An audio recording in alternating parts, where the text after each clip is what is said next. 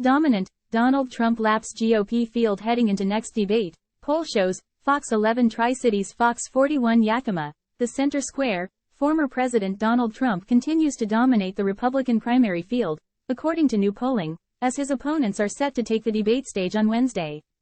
In Miami, Trump's Republican opponents will duke it out in Florida, but at least for now they are fighting for second place. The Center Square Voters' Voice poll, conducted in conjunction with Noble Predictive Insights, now shows that Trump far outpaces his Republican opposition, even while skipping the debates and facing nearly 100 criminal charges in 4 separate indictments. How those criminal charges will affect Trump's candidacy remains to be seen. The poll of 2,605 voters includes 1,035 Republicans, 1,074 Democrats, and 496 true independents, and is among the most comprehensive in the country. Trump is continuing to dominate the primary field. We have seen some changes beneath the surface, David Byler, chief of research at Noble Predictive Insights, told the Center Square. As Nikki Haley has shown some strength in the debates and posted some strong fundraising numbers, we've seen her star rise and her join clearly a second tier that includes herself and Florida Governor Ron DeSantis. Time equals 400 Ms. greater than, but really there is only one candidate in the top tier and his name is Donald Trump, he added. The poll asked likely Republican voters who they would vote for the 2024 presidential nomination, and Trump, who is not expected to debate Wednesday, has more support than all his challengers combined. The poll found Trump leads the Republican field with 59% support among likely voters, trailed by DeSantis at 13% support and Haley, a former ambassador and governor, at 9% support.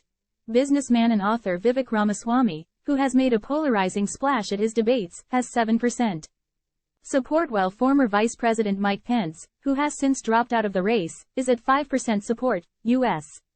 Senator Tim Scott, RSC, and former New Jersey Governor Chris Christie are tied at 2% support.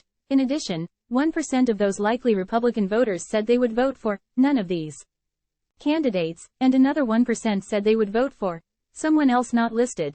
Notably, the survey was conducted before Pence announced he was withdrawing from the race.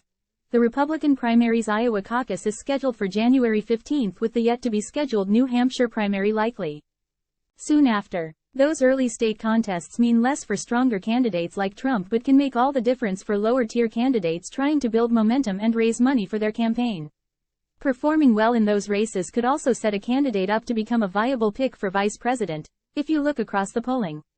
Republicans really want Trump to have a third run at the White House, Byler said, referencing an array of polling from multiple research groups.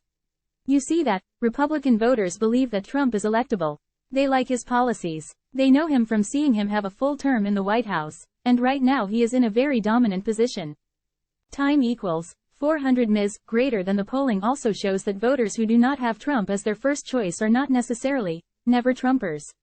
The survey found that even when put in a hypothetical head-to-head matchup with DeSantis or Haley, Trump still beats them by double digits. In a face-off against DeSantis, Trump wins with 68% support among Republican likely voters to DeSantis' 32% support. Against Haley, Trump wins with 73% support to Haley's 27% support. We tested specific matchups of Trump against Haley and him against DeSantis, Byler said. And what you saw when you had just a one-on-one matchup.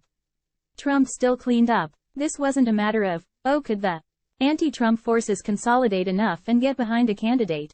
In fact, Trump appears as strong or stronger in this primary than his first Republican primary, where he dominated his opponents. In the 2016 election, Trump was consistently below 50% in the polls, and the key question was whether or not his alternatives could coalesce around one candidate who could beat him, Byler said. That is no longer the case. That is no longer the operative question. According to our polling, Trump is winning 2-1 against single candidates who are his strongest opponents, so the question here is, not can the anti-Trump forces unite? The question is, can the anti-Trump forces unite and shave off another 20% of Donald Trump's vote share, which is a whole other ballgame compared to his last run. The poll was conducted by Noble Predictive Insights from October 20 to 26 of this year with a margin of error of 1.92%. Trump's lead over his Republican rivals has increased since the previous The Center Square Voters' Voice poll conducted in July. The summer poll of 2,500 voters had Trump with a 53% lead over DeSantis, 18%, Pence, 7%, Ramaswamy, 6%, Haley and Scott, 4% each.